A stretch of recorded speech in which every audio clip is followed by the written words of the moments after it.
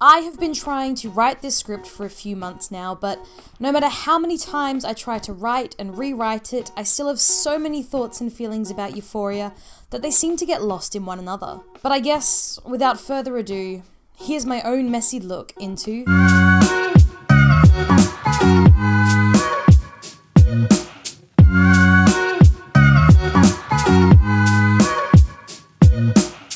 In June of 2019, I sat down to watch Euphoria, a show I knew next to nothing about. By the end of its pilot episode, and yes, this may sound completely over the top and pretentious, but hey, this show had changed my life. For anyone who has seen Euphoria, or hell, even just its trailer, you know that it is a visually stunning show with a heartfelt, comedic, and dark story at its core. Euphoria took my breath away in how it told this story, with its creativity, its characters, its score, and so much more. But beyond this, Euphoria really hit home somewhere hidden within me in a way I had never expected. For a long while, I couldn't understand why. How has this show had such a profound effect on me, and why can't I figure it out? I honestly thought about Euphoria for a long time. So many of its scenes stuck with me and continue to do so. This show was so beautiful, its cinematography so powerful and stunning. And that's when it hit me.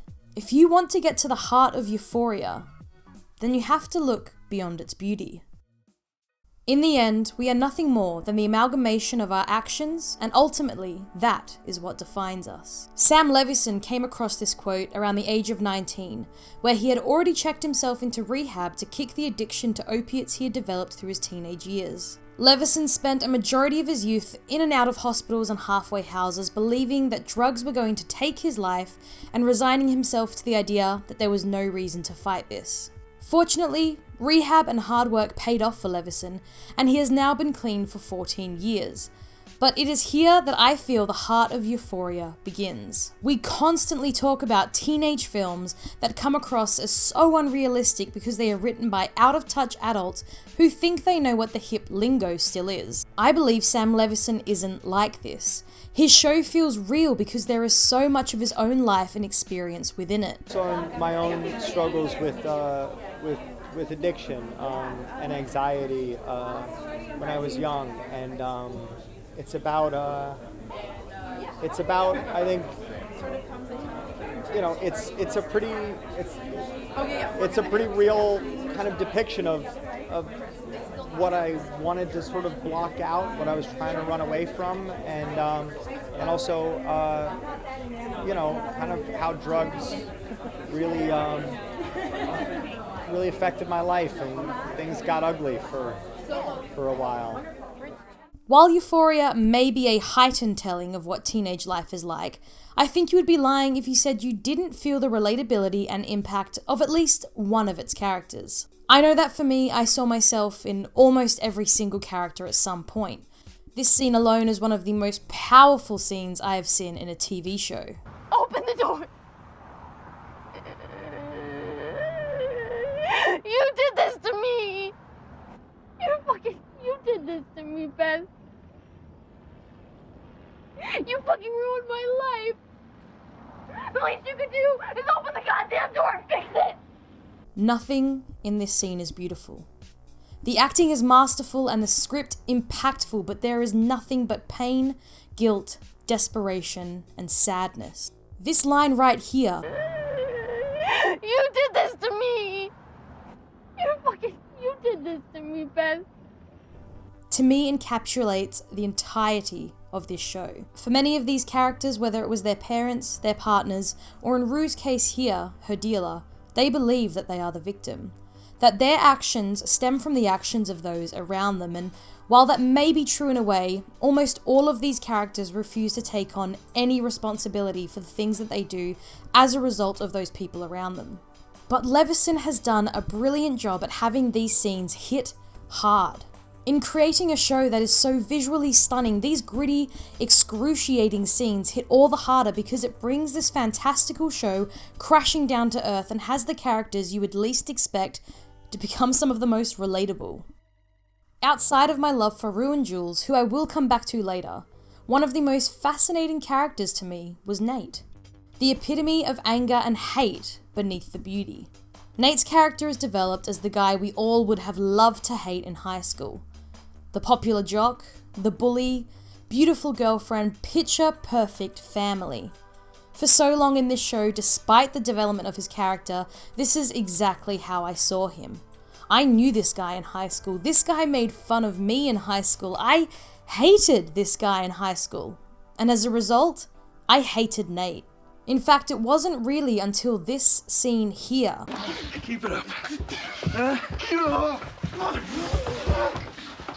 Don't want to keep fighting, huh? Oh, you think you're tough now, huh? Huh? Come on, Nate.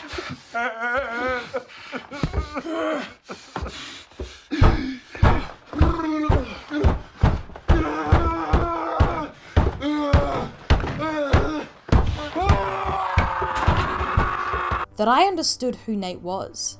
That beneath his beauty, just like so many characters in this show, was pain and guilt and sadness.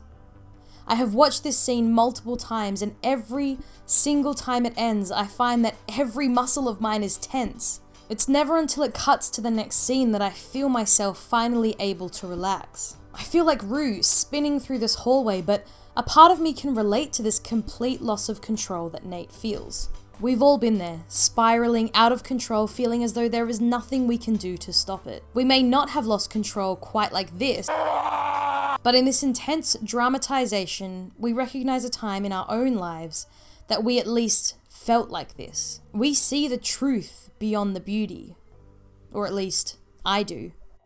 Each episode of Euphoria gives us roughly a 10-minute cold open to each character we follow throughout that specific episode. This works to create in-depth, three-dimensional characters that, again, we can all really relate to. By far, my favourite story to follow was Rue and Jules. You could argue that as two of the main characters this show focuses on, we are supposed to care about Rue and Jules the most, but I don't necessarily see that as true. In fact, I find Jules one of the most frustrating characters within the show, but the interactions and complicated story between Jules and Rue is what kept me invested until the final episode. Without giving away too much, Jules and Rue have a complex and fascinating relationship. They clearly care for one another, but for lack of a better word, see themselves as too fucked up to make any definitive decision on what they truly are to one another. Following this roller coaster of a relationship, again, you guys know where I'm going with this. It had me relating to them. The will they, won't they, what are they really doing, do they truly care for one another story is one that most of us have been through on some level. Again, this is heightened for the show, but look, at this point you get it, we've all been there. Plus, just look at this creative as hell scene right here. Who thinks of this? God damn it! I don't think it's any coincidence that my favourite scene, character, and story all stem from particularly painful moments. At the end of the day, it's this pain that unites us.